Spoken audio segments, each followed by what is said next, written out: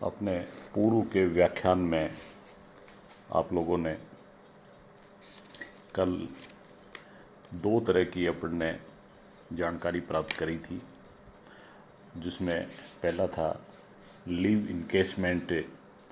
अवकाश का अगर नकदीकरण किया जाता है तो उसका ट्रीटमेंट किस तरह से करेंगे।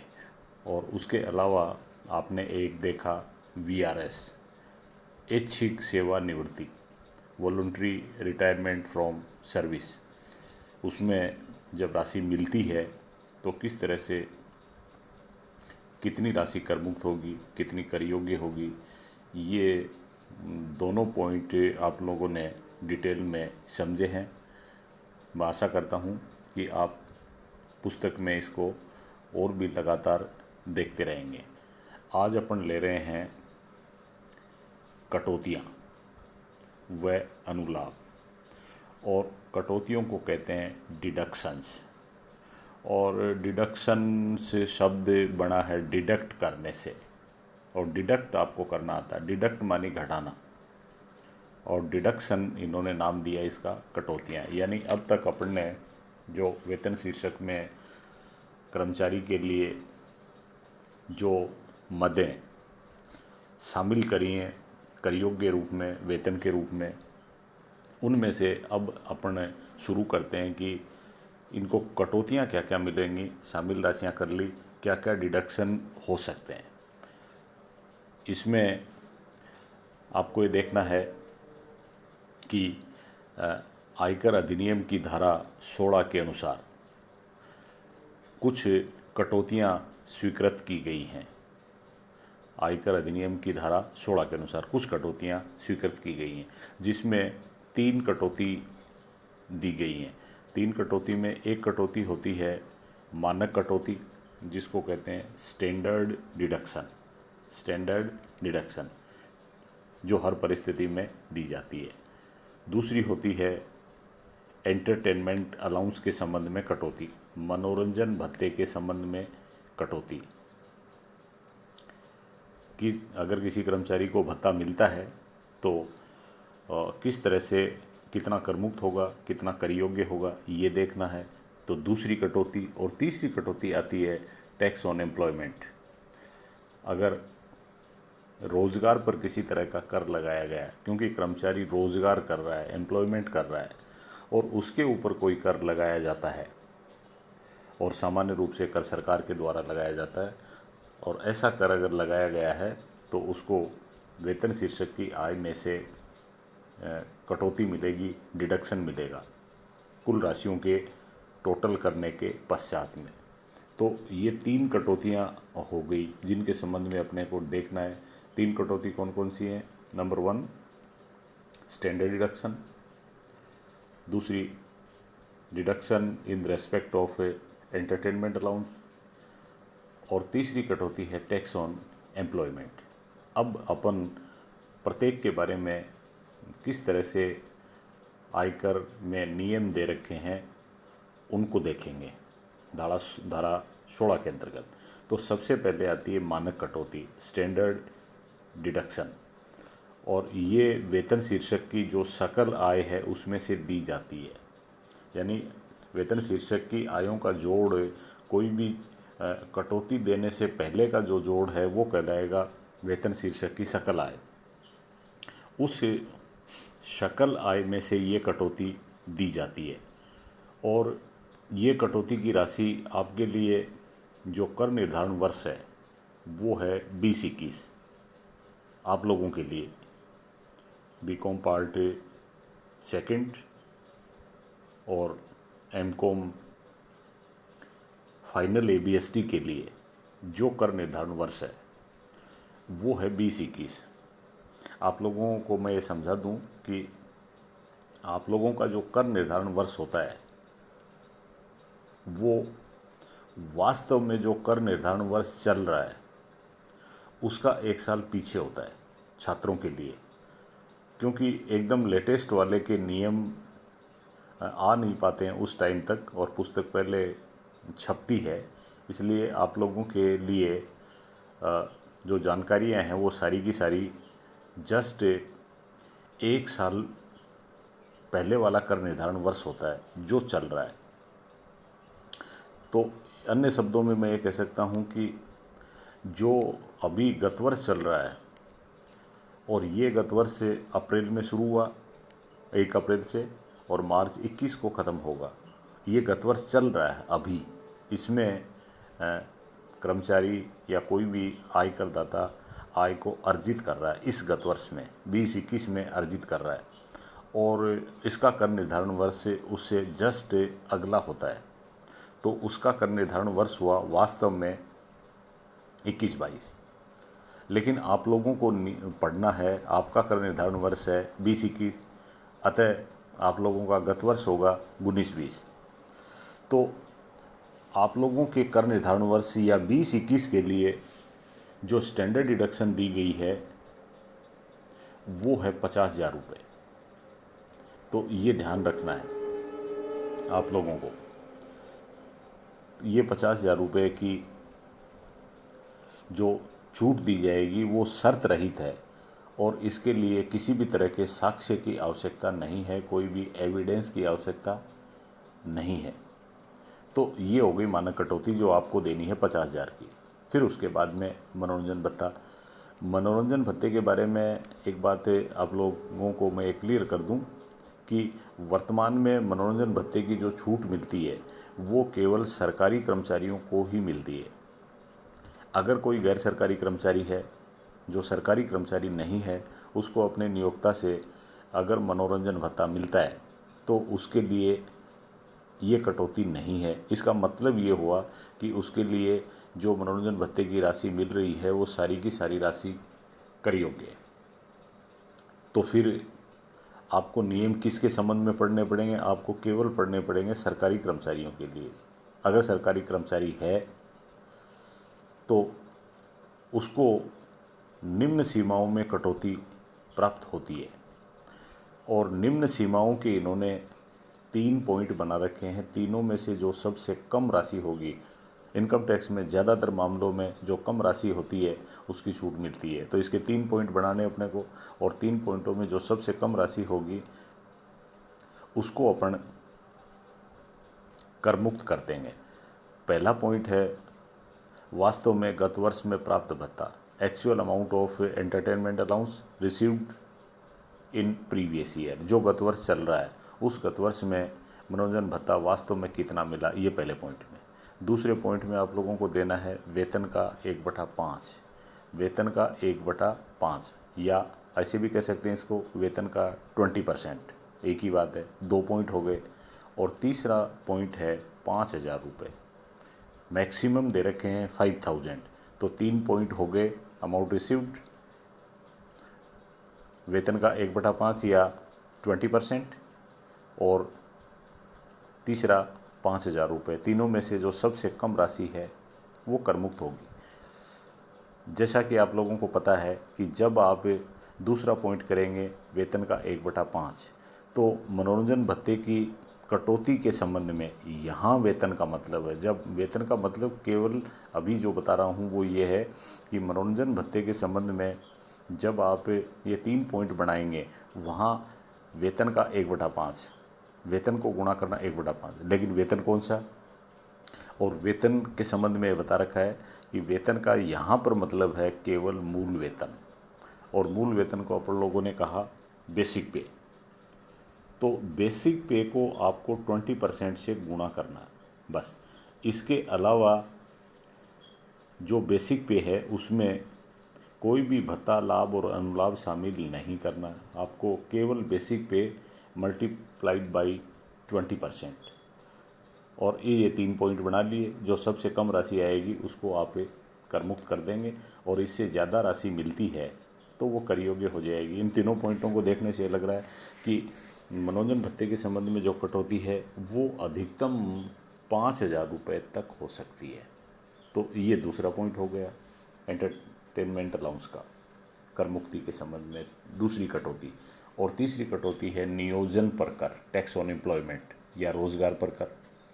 और रोज़गार पर कर के संबंध में आपको केवल ये सूचना दी जाती है कि कर्मचारी ने इतने कर का भुगतान किया है, जो कर रोजगार पर लगा है, तो ऐसी संपूर्ण राशि की छूट दे दी जाएगी। तो ये 3 तरह की कटौतियां हैं। 3 तरह की कटौतियां देखने के बाद में फिर उसके बाद में अपन आते हैं अनुलाभों के ऊपर। अनुलाभ और अनुलाभों को इंग्लिश में क्या कहते हैं ये आप लोगों ने देखा पहले भी।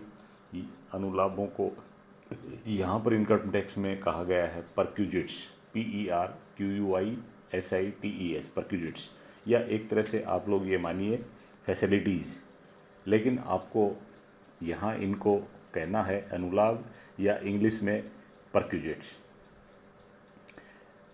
तो अनुलाभ का मतलब ये हुआ कि नियोक्ता से जो भी सुविधाएं मिल रही हैं वो नियोक्ता ने या तो स्वेच्छा से दी हैं अपनी इच्छा से, या किसी अनुबंध के अंतर्गत, कर्मचारी और नियोक्ता दोनों का अनुबंध हुआ या उसके अंतर्गत सुविधाएं दी जा रही हैं, और ये सुविधा नगद में वस्तु अथवा सुविधा के रूप में दी जा सकती हैं। तो आपको ये जो सुविधाएं दी जा रही हैं कर्मचारी को, इनको मुद्रा में मापना है, इनका मूल्यांकन अपने को मुद्रा में करना है, और जब इनका मूल्यांकन मुद्रा में हो जाएगा तो उसके बाद में इसके संबंध में हम अनुलाभों को 3 भागों में बांट के देखेंगे। ये ज़रूरी है कि अनुलाभों का मूल्यांकन किया जाए, सुविधा जो दी गई है उसको मुद्रा में व्यक्त किया जाए, उसको मनी में कन्वर्ट किया जाए। तो ये बात हो गई। उसके बाद में अनुलाभों के 3 वर्ग हो सकते हैं, ये देखना है अनुलाभ। तो पहला ये कहते हैं कि सभी कर्मचारियों के लिए कर योग्य अनुलाभ। पहला अनुलाभ ऐसी फैसिलिटीज़ हैं या परक्यूजिट्स हैं जो सब कर्मचारियों के लिए कर योग्य हैं, सब के लिए टैक्सेबल, चाहे कोई कर्मचारी हो। और दूसरे पॉइंट में ये कहते हैं केवल विशिष्ट कर्मचारियों के लिए कर योग्य अनुलाभ। दूसरे पॉइंट में ऐसे अनुलाभ हैं जो केवल कर योग्य होंगे विशिष्ट कर्मचारियों के लिए। और इसको पढ़ने से ऐसा आपको लग गया होगा कि कर्मचारी फिर 2 तरह के होते हैं, एक तो ऐसे कर्मचारी जो विशिष्ट हैं और एक ऐसे जो विशिष्ट नहीं हैं। तो दूसरा पॉइंट ये कहता है कि वो वाले अनुलाभ देखने हैं अपने को जो केवल विशिष्ट कर्मचारियों के लिए कर योग्य हैं, बाकी के लिए कर मुक्त हैं फिर। तो दूसरा पॉइंट हो गया। तीसरा पॉइंट है सभी कर्मचारियों के लिए कर मुक्त। तीसरे अनुलाभ ऐसे हैं वो सब कर्मचारियों के लिए कर मुक्त हैं, चाहे कर्मचारी सामान्य हो चाहे कर्मचारी विशिष्ट हो। इस तरह से अनुलाभों के दृष्टिकोण से अपन ने इनको 3 भागों में बांट लिया। सब कर्मचारियों के लिए कर योग्य, विशिष्ट के लिए कर योग्य और सभी के लिए कर मुक्त, किसी के भी कर नहीं लगेगा। तो 3 कैटेगरी हो गई। अब उसके बाद में इसमें अपने को देखना है कि सभी कर्मचारियों के लिए कर योग्य कौन से हैं। उसको बताने से पहले मैं ये बता दूं कि ये जो सभी कर्मचारियों के लिए कर योग्य की लिस्ट है, ये अपने आप में कोई फाइनल लिस्ट नहीं है। ये केवल आप लोगों को थोड़ा प्रैक्टिस कराने के लिए है। कर योग्य अनुलाभ सभी कर्मचारियों के लिए वो हैं असल में जो करमुक्त नहीं है। तो अपने को ज़्यादा फोकस उसके ऊपर करना पड़ेगा, ये देखना पड़ेगा कि करमुक्त कौन से हैं। लेकिन उससे पहले अपन मोटे मोटे रूप से देख लेते हैं कि सभी कर्मचारियों के लिए कर योग्य अनुलाभ हैं कौन से, सभी कर्मचारियों के लिए। तो उसमें जैसे ये हो सकता है कि नियोक्ता कर्मचारी को मुफ्त में रहने का मकान दे दे। अगर मुफ्त में नहीं देता है तो वो रियायती दर पर दे दे, कंसेशनल रेट पर दे दे, या उससे कम पैसे ले, जो लेने चाहिए, जो बाज़ार दर है उससे कम पर मकान की सुविधा दे दे, मकान रहने के लिए दे दे। एक हो सकता है नियोक्ता द्वारा कर्मचारी के दायित्वों का भुगतान। नियोक्ता अगर कर्मचारी के दायित्वों का भुगतान करता है तो वो सब के लिए कर योग्य है। दायित्व होना चाहिए कर्मचारी का, और जब कर्मचारी का दायित्व है तो उसका भुगतान भी कर्मचारी के द्वारा किया जाना चाहिए। तो आप लोगों को ये देखना पड़ेगा कि ये दायित्व किसका था, कोई भी खर्चा करने का दायित्व किसका था। अगर कर्मचारी का दायित्व है और नियोक्ता भुगतान कर देता है तो वो कर्मचारी के लिए कर योग्य हो जाएगा। एक तरह से ये माना जाएगा कि वो कर्मचारी को नियोक्ता लाभ पहुंचा रहा है, तो इनकम टैक्स की नज़र में वो टैक्सेबल हो जाएगा। इसी तरह से नियोक्ता अगर कर्मचारी के जीवन बीमा प्रीमियम का भुगतान, अगर जीवन के ऊपर बीमा करवा रखा कर्मचारी ने, तो उसका भुगतान करने की जिम्मेदारी कर्मचारी की है। लेकिन अगर नियोक्ता करता है तो ये माना जाएगा कि कर्मचारी के दायित्व का नियोक्ता भुगतान कर रहा है, अतः वो उसके वेतन में शामिल करेंगे, उसके लिए कर्मचारी के लिए टैक्सेबल हो जाएगा। इसी तरह से कोई भी नियोक्ता जो वर्तमान हो सकता है या भूतपूर्व नियोक्ता हो सकता है, वो कोई प्रतिभूति या सिक्योरिटी, अंश या शेयर्स निःशुल्क या कम दर पर अगर कर्मचारी को हस्तांतरित करता है तो वो भी सभी कर्मचारियों के लिए कर योग्य है। इसमें एक आप लोग बुक में पढ़ेंगे तो अंशों में दे रखा है, एक तरह के अंश होते हैं स्वेट शेयर्स। स्वेट शेयर से कंपनी के कर्मचारी या कंपनी के लिए जो लोग योगदान करते हैं उनको कंपनी इशू करती है, वो स्वेट शेयर्स होते हैं, जो आप लोगों ने फर्स्ट ईयर में फाइनेंशियल अकाउंटिंग में पढ़ा होगा। तो वो शेयर अगर कम मूल्य पर या रियायती मूल्य पर दे कोई भी नियोक्ता देता है तो कर्मचारी के लिए कर योग्य हो जाएगा। एक इसी तरह से नियोक्ता कोई भी अधिवार्षिकी कोष है जो अप्रूव्ड होना चाहिए, अप्रूव्ड का मतलब सरकार से या आयकर विभाग से अनुमोदित होना चाहिए, उसमें अधिवार्षिकी कोष में इंग्लिश में कहते हैं सुपर एनुएशन फंड। और सुपर एनुएशन फंड का मतलब एक तरह से ये मान लो कि इसमें से कर्मचारी को रिटायरमेंट के बाद में पेंशन या बेनिफिट मिलते हैं, उसको कहते हैं अपन सुपर एनुएशन फंड। उस सुपर एनुएशन फंड में नियोक्ता 1.5 लाख रुपए तक का अंशदान दे सकता है। इससे ज़्यादा देता है तो उसे कर योग्य करेंगे।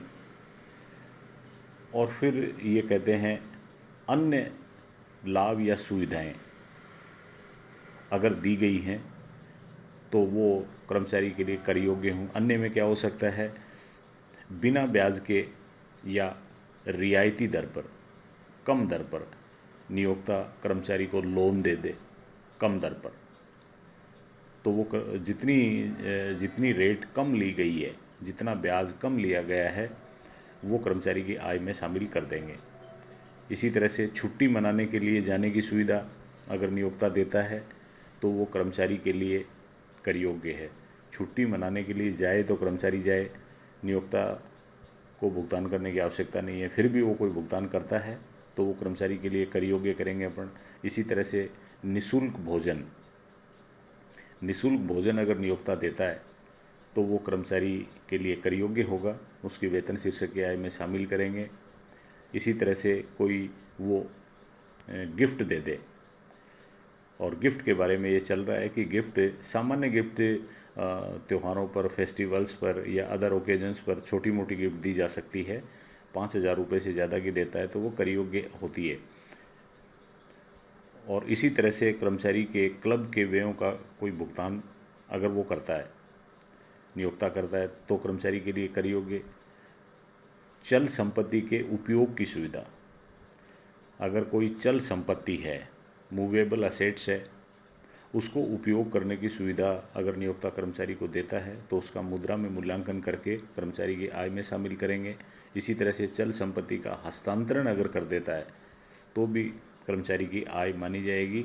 और साथ में लास्ट में इन्होंने ये कह दिया, अन्य कोई भी सुविधा या लाभ अगर कर्मचारी को दिए गए हैं तो वो उसके वेतन शीर्षक की आय में शामिल होंगे। ये अपन ने वो सुविधाएं देखी हैं जो सभी कर्मचारियों के लिए कर योग्य हैं। सभी कर्मचारियों के लिए कर योग्य अनुलाभ आज अपन ने देखा, और उसके बाद में आगे वाले जो 2 पॉइंट हैं उनको अपन कल करेंगे। Thank you.